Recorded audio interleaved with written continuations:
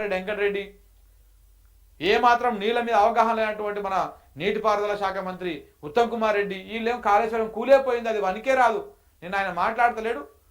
ఇది ఒక్కటే కాదు, ఆ పైన మూడు కూడా వనికే రాదు. నిన్న చాలా మంది మాట్లాడారు, నేను కూడా మాట్లాడిన మార్నింగ్ న్యూస్లో. సరే ఈ మూడుని మీరు కూలగొట్టకూరు, ఏం చేయకూరు, అట్లనే ఉంచుర్రి. తుమ్మిడేటి దగ్గర కట్టుర్రి. ఈ 3 ఏళ్లలో 152 మీటర్ల ఎత్తుని కట్టాలి మీరు మొగోళ్ళు అయితే. కాంగ్రెస్ మంత్రులు, కాంగ్రెస్ ప్రభుత్వము, రేవంత్ రెడ్డి గారు 3 సంవత్సరాల లోపల తుమ్మిడేటి దగ్గర 152 మీటర్ల ఎఫ్ఆర్ఎల్తోని ఆడ బరాజ్ కట్టండి. మీరు కట్టి ఎన్ని నీళ్ళు ఎత్తిపోస్తారో ఎత్తిపోయండి. మహారాష్ట్రను ఒప్పించండి. మోడీ ప్రభుత్వం ఉంది కదా అక్కడ మహారాష్ట్రలో.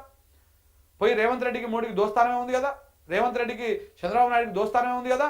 ఇద్దరిని కలుపుకొని పోయి మహారాష్ట్ర 152 మీటర్లకు ఒప్పించి అప్పుడు ఈడ మేడిగడ్డ నుంచి సంవత్సరానికి ఎన్ని నీళ్ళు ఎత్తుతున్నామో అన్ని నీళ్లు తుమ్మిడేటి దగ్గర నుంచి ఎత్తి ఎల్లంపల్లి పోయండి.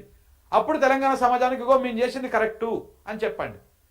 మీరు 148 మీటర్లకు గడదామన్నా ఒప్పుకోరు. ఎందుకంటే కాలువలని 152 మీటర్ల ఎఫ్ఆర్ఎల్తో ఆ పారామీటర్స్తోనే కాలువలో మీరు ఎప్పుడు అప్పట్లో వైఎస్ రాజశేఖర రెడ్డి ప్రారంభించినప్పుడు. సో కాబట్టి మీరు 152 మీటర్ల ఎఫ్ఆర్ఎల్కి అక్కడ కట్టండి. అక్కడ కట్టి నీళ్ళు ఇచ్చి తర్వాత ఈ మేడిగడ్డను కూలగొడతారా, అన్నారాన్ని కూలగొడతారా, సుందిలను కూలగొడతారా, దీని గురించి మాట్లాడండి. మీకు చేత కాదు. ఈ సంవత్సరంన్నర 2 సంవత్సరాల కాలంలో ఇసుమంత పని చేయలేదు తెలంగాణ రాష్ట్రానికి. అక్కడికి వచ్చే ఏ ఒక్క కార్యక్రమం చేయలేదు. ఇప్పుడు మళ్ళీ కొత్తగా ఇంకొక రాగం ఏమనుకుంటున్నారు, ఈ మేడిగడ్డను కూలగొట్టాలి, ఈ అన్నిట్లను కూలగొట్టాలి. కూలగొట్టేది ఎందుకోసం? పోలవరం కోసం కూలగొడదామంటారు. నీళ్ళు ఆపొద్దు కదా మనం ఏడా, తెలంగాణ బతకొద్దు కదా. ఇచ్చంపల్లి కోసం దీన్ని కూలగొడదామంటారు. పోలవరం వెనక చంద్రబాబు ఉన్నాడు, ఇచ్చంపల్లి వెనక మోడీ ఉన్నాడు. ఇద్దరు కలిసి తెలంగాణని ఎండబెట్టాలని కుట్ర చేస్తున్నారు. ఈ విషయాన్ని మనం అర్థం చేసుకోకుండా ఎవడన్నా ఈ విషయం మాట్లాడితే నువ్వు బీఆర్ఎస్ రా అంటాడు, ఎవడన్నా ఈ విషయం మాట్లాడితే మీరు అమ్ముడు వైర్రా అంటారు. తెలంగాణ ప్రయోజనాల గురించి, తెలంగాణ రైతాంగం గురించి, మనకు రావాల్సినటువంటి నీటి వాటా గురించి, మన రైపేరియన్ రైట్ల గురించి, మన హక్కుల గురించి మనం మాట్లాడుతుంటే సోయిలని కొంతమంది ఇప్పటికి ఇంకా విమర్శలు చేస్తూ ఉన్నారు. ఛానళ్ళలో కూడా వాడికి ఏం తెలియదు, ఆ కాళేశ్వరం మీద, ఆ నీళ్ల మీద ఏ సోయి ఉండదు. కానీ దాని మీద కూడా పుంకాలుగా అబద్ధాలు ప్రచారం చేసి జనాలను నమ్మించేటువంటి ప్రయత్నం చేస్తూ ఉన్నారు. ఇంకా కూడా జనం నమ్ముతూ ఉన్నారు. నిన్న ఈ ఇంటర్వ్యూలో వారు చాలా చెప్పారు, జనమే పొరపాటు చేశారు 100%. ఈ నీళ్ళ విషయంలో ఇప్పుడు కనుక మనం తేరుకోకపోతే జనం పొరపాటు చేసినట్టే. ఒక్క పుసుక్కున మేడిగడ్డను కనుక కూలగొట్టి అందుకో ఈ కాంగ్రెస్ ప్రభుత్వము, కాంగ్రెస్ బీజేపీ కలిసి మనకు జిందగీలో, మన జన్మలో మళ్ళీ మనకు నీళ్ళు అనేవి రావు. ఇంకా గుర్తుపెట్టుకోరు, తెలంగాణకు నీళ్ళు అనేటువంటి నీళ్ళు వచ్చేటువంటి అవకాశం లేనే లేదు. ఈ రకంగా ఉంటుంది. తెలంగాణ ఉద్యమం తెచ్చుకున్నదే నీళ్లు, నిధులు, నియామకాలు. నిధుల విషయంలో కొంత క్లారిటీ ఉంది. మన నిధుల కోసం మనం కొట్లాడుతున్నాం. వచ్చిన నిధులను తెలంగాణ రాష్ట్రానికి సమర్థవంతంగా ఖర్చు పెడుతున్నాం. అది ఏ ప్రభుత్వం ఉన్నా కానీ కొంత సోయి వచ్చింది. నియామకాల విషయంలో కూడా ఆడనేడన ఆంధ్రుడో లేకపోతే పక్క రాష్ట్రపోడు కనపడితే మా ఉద్యోగాలు మీరట కొల్లగొట్టుకపోతున్నారు అని చెప్పేసి కొంత చైతన్యం వచ్చింది. తెలంగాణ సోయి కూడా వచ్చింది. కానీ నీళ్ల విషయంలో మనకు ఇంకా ఆ సోయి రావడం లేదు. నీళ్ల విషయంలో కూడా మనం తెలుసుకోవాలి. నీళ్ళు అనగానే అదే పెద్ద గొట్టు సబ్జెక్ట్ అయినట్టు, అది మనకు అర్థం కాదన్నట్టు. ఫస్ట్ మీరు నీళ్లు, నీటిపారుదల శాఖ, ఇరిగేషన్ అనగానే మీరు టీఎంసీలు, క్యూసెక్లు పక్కన పెట్టాలి. ఈ టీఎంసీలు, క్యూసెక్ల గురించి మాట్లాడుకోవద్దు మనం ఎప్పుడు. టీఎంసీలు, క్యూసెక్లు మాట్లాడినామంటే ఆ సైంటిఫిక్ భాషలో జనాలకు అర్థం కాదు. నీళ్లు కింద ఉన్నాయి, బాయి, మోటరా, గోలెం. ఈ స్టోరీ చెప్పండి. బాయి, మోటరా, గోలెం, పొలం. బాయిలో నీళ్లు ఉన్నాయి, మోటరా బాయి మధ్యలో ఉన్నది, గోలెం బయట ఉన్నది. గోలెంలో నీళ్లు పోస్తేనే ఆ బాయిలో ఉన్న నీళ్లు మోటార్ ద్వారా, కరెంటు ద్వారా గోలెంలో పోస్తేనే గోలెం నింతది. గోలెం నుంచి కాలువ ద్వారా పోయి మన పొలం వారుతుంది. అప్పుడే పంట వండుతుంది. సేమ్ తెలంగాణ పరిస్థితి గట్టనే ఉన్నది. ఇదే థీమ్ చెప్పండి మీరు ఎవరికైనా.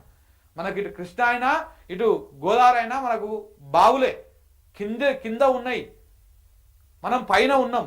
కాబట్టి మోటార్ పెట్టుకోవాల్సిందే, నీళ్లు తోడుకోవాల్సిందే, పైకి ఓపించుకోవాల్సిందే, తెలంగాణ బతకాల్సిందంటే ఇంతకు మించి ఇంకొక ఆప్షన్ లేదు. ఇదే థీమ్ చెప్పండి. తుమ్మిడేటి దగ్గరనే కట్టకడదామని చెప్తున్నటువంటి మోతవారులు కూడా, రైతులు ఈ విషయంలో కూడా రైతులు ఒక ఎగ్జాంపుల్ చెప్పండి. మీరు ఎక్కడన్నా ప్రజలకు చెప్పే ముందు చెప్పండి, అరే మన ఊర్లో ఒక వాగు పోతుంది. ఇప్పుడు మా ఊరున్నది, మా ఊరు పక్కన పుల్సాగు అని ఒకటి పోతుంటుంది. ఆ వాగు ఎడ పుడుతుంది, అక్కడ ఎక్కడో పుడుతుంది. మా ఊర్లో 2 ఊర్ల పైన ఒక చిన్న గుట్టార పొంచి పుడుతుంది. ఆ పుట్టకాన్నే కట్టేస్తే నీళ్ళు ఎక్కువ వస్తాయా? అది ఆ వాగు అట్ట ముందుకొచ్చి ఆ కాలువ పిల్ల కాలువ పెద్ద కాలువ అయ్యి రాయనగూడి చెరువులో పడి ఆ నుంచి ఇంకా పెద్దగా అయ్యి ఇంకా కొంచెం ముందుకొచ్చి ఇట్లా వస్తా ఉన్న కొద్దీ నీళ్లు పెరుగుతాయా? ఎక్కడ పెరుగుతాయి? పుట్టకాన్నే కట్టేస్తే నీళ్ళు ఎక్కువ ఉంటాయా? కిందికి వస్తున్నా కొద్దీ కిందికి పోయినాక కట్టేస్తే నీళ్ళు ఎక్కువ ఉంటాయా? సింపుల్ లాజిక్ ఇది. తుమ్మిడేటి దగ్గర ప్రాణహిత నది పుడుతుంది అంటే వెన్గంగా వాద్రా ఈ పెన్గంగలు ఇవన్నీ కలిసి వచ్చి ఆడ ప్రాణహిత నదిగా పుడుతుంది ఆడ. మరి ఆడనే వాటర్ ఎక్కువ ఉంటాయా? ఆ నుంచి ఒక 100-150 కిలోమీటర్లు కిందికి పారిన తర్వాత వాటర్ ఎక్కువ ఉంటాయా? మధ్యలో ఏ పిల్ల కాలువలు కానీ ఏ వాగులు కానీ వంకలు కానీ అడవులలో పడ్డటువంటి వర్షం సుక్క నీళ్లు కానీ ఇవన్నీ ఎక్కడ పోతాయి? చివరికి వచ్చి నదిలోనే కలవాల్సింది. 150 కిలోమీటర్ దాదాపు 100 నుంచి 150 కిలోమీటర్లు తుమ్మిడేటి కా నుంచి మేడిగడ్డ దాకా ప్రవహిస్తూ ఉంటే నది, ఆ నదిలో ఏం కలవవా? మరి ఆ నీళ్ళని ఎక్కడ పోవాలి? కింద పోలవరం పోవాలి. మేడిగడ్డ లేకపోతే పోలవరం పోతుంది, పోలవరం నుంచి బనకచర్లకు పోతాయి, దానిపైన ఇచ్చంపల్లి కా నుంచి కావేరికి తమిళనాడుకు నీళ్ళు ఇస్తారు. తెలంగాణ మాత్రం ఎండిపోవాలి, మనకు మాత్రం నీళ్ళ సుక్క రావద్దు. అందుకే ఈ సన్నాసులు, ఈ జ్ఞానం లేనటువంటి కాంగ్రెస్ సన్నాసులు మేడిగడ్డ వద్దు దీన్ని గులగొట్టాలి, తుమ్మిడెట్టి కడతాం, కట్టుర్రి 152 మీటర్లు ఎత్తుతుంది దాన్ని కట్టుర్రి దమ్ముంటే. మీరు మొగోళ్ళే అయితే నిజంగా మంత్రులు మీరు దానికి కట్టి ఇలా మాట్లాడుతున్నటువంటి కోమటిరెడ్డి వెంకటరెడ్డి కానీ, ఉత్తమ్ కుమార్ రెడ్డి కానీ, రేవంత్ రెడ్డి గారు కానీ, ఇంకా మిగతా వాళ్ళు చాలామంది మాట్లాడుతూ ఉంటారు ఏం అవగాహన లేకపోయినా. వాళ్ళందరూ దాన్ని 152 మీటర్ల ఎఫ్ఆర్ఎల్తో కట్టి ఎల్లంపల్లికి ఎన్ని వందల టీఎంసీలు తెస్తారో తెచ్చి చూపించి మాట్లాడండి. అప్పుడు తెలంగాణ సమాజం మిమ్మల్ని తోపని గ్రేట్ అని ఒప్పుకుంటుంది, మెచ్చుకుంటుంది, గుండెల్లో పెట్టుకుంటుంది. అది వేయకుండా ఇప్పుడు నోటికాడినటువంటి బుక్కని కింద పడేసి ఆ పక్కన నీకు అవకాశం ఇస్తున్నారు చూడు. మరి ఇప్పుడు గల మేడిగడ్డ లేకపోతే మనకేమవుతుంది? సమస్యలు మనకు 960 టీఎంసీలు మనకు కేటాయింపులు కావాలి గోదావరి మీద. 960 టీఎంసీలు మన హక్కు, మన రాష్ట్రానికి. మన 960 టీఎంసీలకు సంబంధించినటువంటి ఆ హక్కులన్నీ, ఆ అనుమతులన్నీ మనకిచ్చేసినాక కింద నువ్వు ఎన్ని వందల టీఎంసీలైనా వాడుకో. భద్రాచలం దాటిన తర్వాత అక్కడ దాకా మనకు ఉన్నటువంటి గోదావరి నది మీద మనకు ఉన్న కేటాయింపులల్లా, అన్ని కేటాయింపులల్లా మన వాటా మనకిచ్చేసి, మన హక్కులు మనకిచ్చేసి, మన అనుమతులు మనకిచ్చేసి నువ్వు మోడీ ఎన్ని నీళ్ళన్నా వాడుకోరు, కింద మాకు అభ్యంతరం లేదు.